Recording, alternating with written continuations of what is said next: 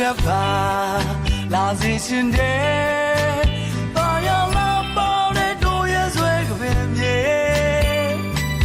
မြစ်တန်လွယ်ရှိဘေကတို့များရဲ့ဌာနေ